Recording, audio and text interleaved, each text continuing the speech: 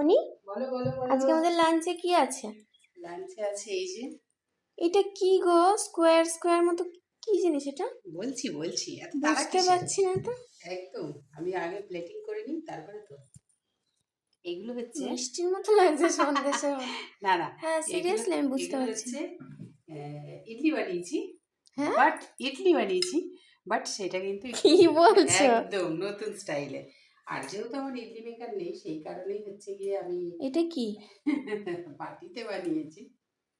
আপ্পাম মেকারটা তো আছে। আপাম মেকারটা আছে কিন্তু আমি না, এটা ছুরি দিয়ে কাটতে না হয়। ঠিক আছে উঠে যাবে।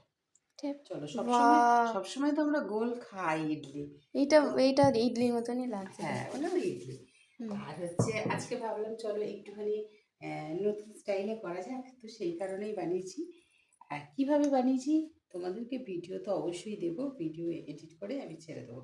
আর এই যে এইটা হচ্ছে আমার স্পেশাল চাটনি। আর আমার ফেভারিট। নাও আবারও গেছে।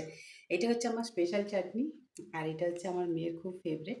এতে আছে কি কি সেটা পরে বলবো। চলো, সব হচ্ছে গিয়ে ভিডিওতে তোলা আছে, এখন আপাতত আমি সার্ভ করে নিই। তো কেমন লাগলো অবশ্যই কিন্তু আমাকে কমেন্টস করে জানিও, ঠিক আছে?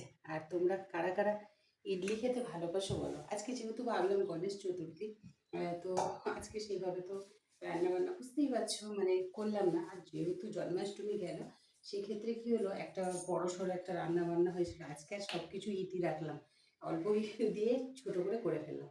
তো সব ভিডিও তোমরা পাবে। এখন আপাতত আমাদের লাঞ্চের থালি রেডি। কেমন হচ্ছে, এই কেমন হয়েছে অবশ্যই কিন্তু জানিও। শুধু মেয়ের আর আমার, তোমাদের দাদাভাই নেই, অন্য জায়গায় মানে নেমন্তন্ন আছে না। তো আমাদেরও আছে আজকে রাত্রে, কিন্তু যাবো কি না বলতে পারছি না, সবটাই ডিপেন্ড করছে ওয়েদারের ওপরে। তো চলো, লাঞ্চের থালি রেডি, কেমন হলো জানিও কিন্তু।